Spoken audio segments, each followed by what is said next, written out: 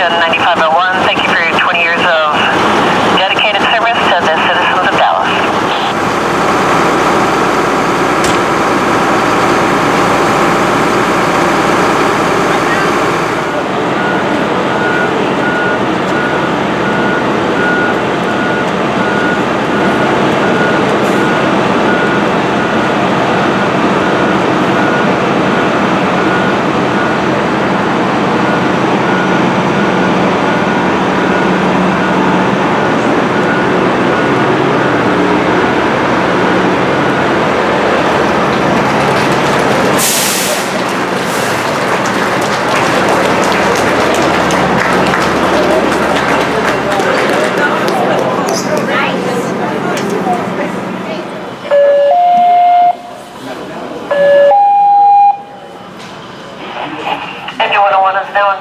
We look forward to your many years of service to the residents of Dallas, Southwest Polk Rural Fire District at 1835. Now let's give these guys a couple of minutes to talk about their trip.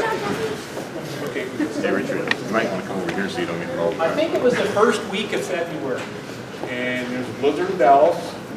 And in Portland. And in Portland, we had to chain up to drive to Portland, get on the airplane. And our airplane was the last one to leave Portland that day. We got de-iced twice, and we literally got de-iced as we're rolling, and our plane took off, and then they closed PDFs. Yes, correct. Going to Minneapolis. And then in Minneapolis, we got on a smaller plane, as a prop plane, going from Minneapolis to Appleton. Did it have some duct tape on the overhead? Yeah. It was rough. And the stewardess looked like Lucille Ball. And she had red hair, bright red lipstick, and gave us some kind of sandwiches. I don't remember that. That doesn't surprise me. You don't remember either. Got to Appleton, and I have to remember, the engines we were replacing were 35 years old. There were two 62 Fords, and we were proud as Peacock to drive those. The great citizens of Dallas through a bond levy bought us Engine 101, 102, and the rescue, all one whack. And when you go to Appleton, to Pierce, and you see your apparatus, it's in your showroom room, like you expect to see Florries or something else. And here was our engine, and you walk right by them, not thinking they're ours. They looked so good. They looked so good, they took your breath away when you saw them the first time. And man, they were sharp looking. And I think we had 8 people on the trip. We had 7. 7. So we had you and I, Bob Evans. Warren Lamb. Really? No, we had 8. Yeah, Gary went. oh, Gary was. And Gary and Tom Dick and Neil Bob Fulton. Evans, Neil Colton. Yeah. And Mark Stevens. Mr. Stevens, yes. And took turns driving. Engine 101 was just a tad bit faster than 102. Oh, I don't know, I think 102. Just barely a smidge faster. And Then there was rescue. Yeah, with Gary. yeah, we stopped along a lot of ways. The first stop was somewhere in South Dakota where a department wanted to buy some apparatus just like ours, so they fed us lunch while they drove our apparatus around town. And small little town, like Rickreall was up in Drive. And then we drove and drove straight through, ran into snow on the way back. Somewhere around Baker City, we had to come down a pretty heavy snow. Bob says I'm driving. And I didn't argue with him.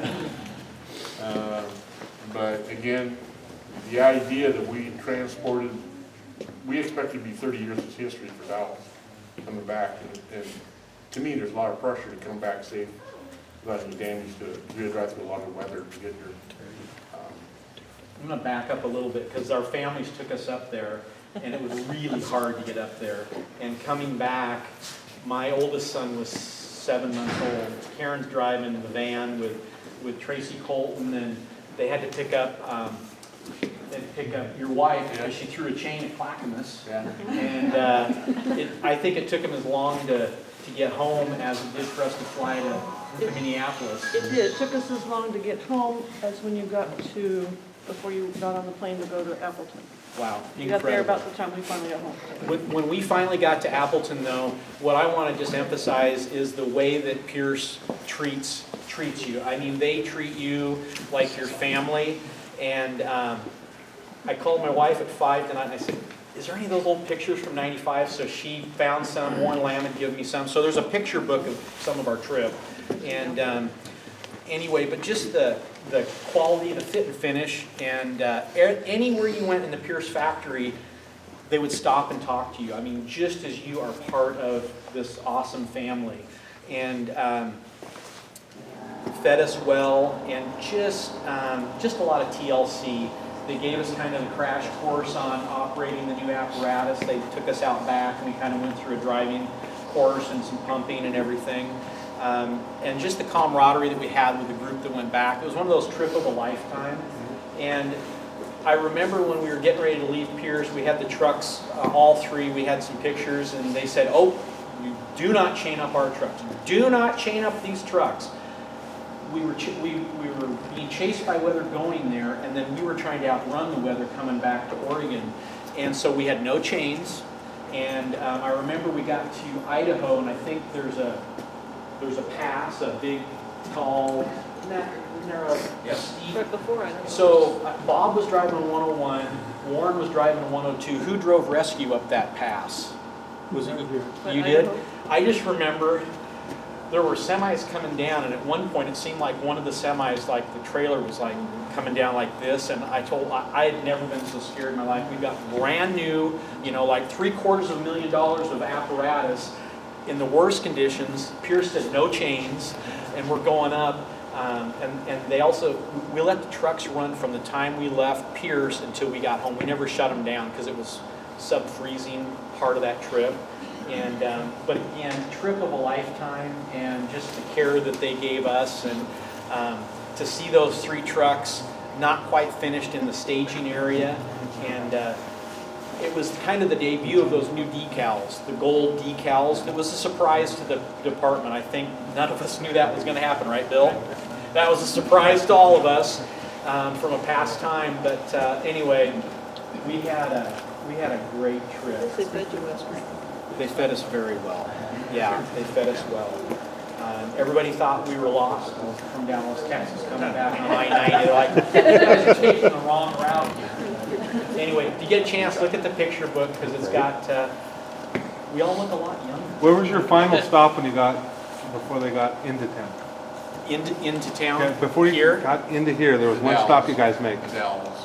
No. Something after It that. was the Elks banquet. You guys took the engines to the Elks banquet so we could see the engines as you came into town. That's right. They were having the firefighters banquet there. That's right. Yep, that was the last banquet that they had. Oh my goodness, that's right. But that's where everybody was when you guys brought the engines. Sure. There's some pictures, because we pulled up here, it was dark. And yeah, and then there's some other pictures. We had a little parade going down Main Street, and we parked the trucks facing, I guess we faced this way, but some really classic pictures of the three apparatus in front of the courthouse that they're over in the picture book. It was a huge high point for Dallas Fire, and because of the citizens of the community that passed the bond. I mean, it's been an awesome time, and we definitely got our bond money out of engine number one. It served us well. So We kept the original 101 for a while. We didn't trade off. No. So right next to his picture book is a computer showing the trip of the new engine coming out. So Sean Wagner, Chris Warner, Jesse Friedow, and Sean Hoxie, Chief Hoxie, were the four that drove it out. So you guys have anything to say about the trip out this time? It's kind of funny what happens.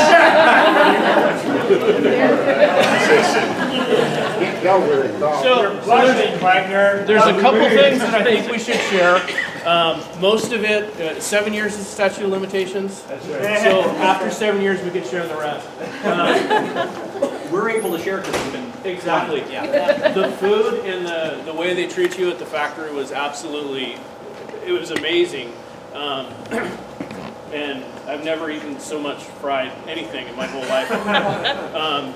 We learned a lot. So on our trip back, we had beautiful weather, except for 4th of July pass. And that was when we found the one fatal flaw in our particular piece of apparatus, is that they had failed to adequately tighten the bolt retaining the windshield wipers, and a about a 40-mile-an-hour crosswind and about 2 inches of rain an hour. So it was making this clunk, and there's nowhere to stop. And eventually, we finally found a place to pull over, and a Leatherman tool and a Wagner was all we needed to get it fixed. And it's still attached, so I'm assuming it's fine now.